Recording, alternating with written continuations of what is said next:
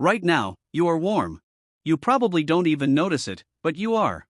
Somewhere on a wall in your home, there's a small dial, and the moment the air dips below a certain point, a machine switches on and solves the problem before your body even has a chance to complain.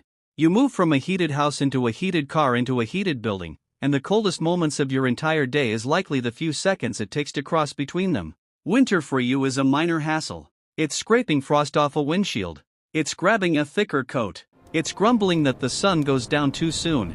But for nearly all of human history, winter wasn't a hassle at all. It was the season built to end you. It attacked from every side at once. The cold could kill you. Starvation could kill you. And the long, pitch-black nights could grind you down long before either of those got the chance. So how did people with no furnace, no supermarket, and no insulated walls make it through, year after year, for hundreds of thousands of years? The answer is one of the great achievements of our species, and it's stranger and more resourceful than most people realize. Start with the cold itself. Strip away everything we've invented, and humans are shockingly bad at handling freezing temperatures. We evolved under the African sun, no fur, no blubber, nothing built in to fight off frost. Left exposed in a real winter, a human body can slide into hypothermia in a matter of hours. And yet our ancestors didn't avoid the cold, they walked straight into it, deep into Ice Age Europe and Siberia, into some of the most punishing climates on Earth. Fire helped, but fire has a limit. It only warms whatever side of you is facing it, and the second you step away to find more wood, the cold comes rushing back. What people actually needed was warmth that traveled with them, which is where clothing comes in. Not a hide thrown over the shoulders like a cape, which lets wind pour in through every gap, but fitted clothing, hides cut into pieces and stitched into sleeves and closed seams that trap a layer of warm air right against the skin. That required a needle with an eye, a genuinely difficult tool to make, ground down from bone and painstakingly pierced. Archaeologists have found needles like this going back more than 40,000 years, alongside thread made from sinew, the tough fiber that connects muscle to bone. Put that together, fur-lined, tightly sewn garments, and suddenly a person could stand in lethal cold and stay alive inside their own private pocket of warmth. Without the needle, there is no human population surviving a Siberian winter. It's that simple. Being dressed for the cold solves one problem. Nightfall brings the next. Where do you sleep? Caves seem like the obvious answer, but good ones were rare and often already occupied. Most of the time, if you wanted shelter, you had to build it. At a site called Meshirik in modern Ukraine, people built entire dome-shaped homes roughly 15,000 years ago out of the only abundant material around, mammoth bones. Jawbones stacked like shingles, tusks arched over doorways, dozens of animals' remains engineered into a structure that could actually hold through winter, and they didn't stop at walls.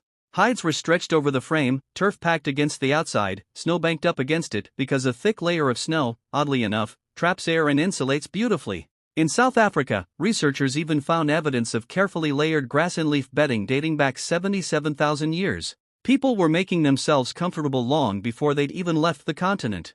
But a sealed, fire-heated shelter creates a new problem. It needs constant fuel, which means someone has to keep going back out into the cold. You can't wander far from it, which means your food has to be close by, or already stored. And that's the third threat, hunger. In winter, the land simply stops feeding you. Plants die back, animals vanish or thin out, and survival becomes a math problem. You have to store enough in the warm months to outlast the months when nothing new arrives. So people got extremely good at preservation. Meat sliced thin and dried in sun or smoke could last for months. Pits dug into frozen ground became natural freezers, turning the very cold that threatened them into a way to protect their food. And most valuable of all was fat, dense, calorie-rich, rendered down and combined with dried meat into a compact ration built to keep a body running through months of brutal cold. In winter, fat wasn't a luxury. It was survival currency, which brings us to the threat almost nobody thinks about, because it doesn't touch the body at all, it goes straight for the mind. Darkness. The farther north you go, the shorter the days get, until you're left with maybe a handful of usable daylight hours and 15 or 16 hours of cold, confined darkness, night after night, with the same small group of people and nowhere to go. But people didn't just endure those hours, they used them. It became workshop time, repairing tools, shaping spear points, mending clothes, carving, twisting cord, everything the group would need the moment the weather broke. And it became something more than that, too. Around the fire, in the dark, elders passed knowledge down, stories got retold, and a group's entire memory got carried forward one more generation. A 2014 study by researcher Polly Wiesner, looking at conversation among the Jew/Hoansi of the Kalahari, found that once the fire was lit and the sun was down, talk shifted away from practical daytime matters toward story, song, and ritual. Firelight itself seemed to open people up. The long dark night wasn't wasted time, it's arguably where a huge share of human culture was actually built. Step back, and the pattern is hard to miss. The cold forced the invention of sewn clothing. The scarcity of caves forced the invention of real architecture. The seasonal collapse of food forced the invention of preservation. And the long nights forged a huge share of human culture itself.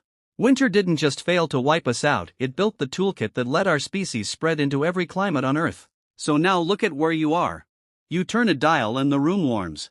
You open a fridge and there's food that grew on the other side of the planet in the dead of December. You complain the sun sets too early, from inside a house your ancestors couldn't have imagined, never once wondering, the way they had to every single year, whether you'd stored enough to see spring. You don't survive winter anymore.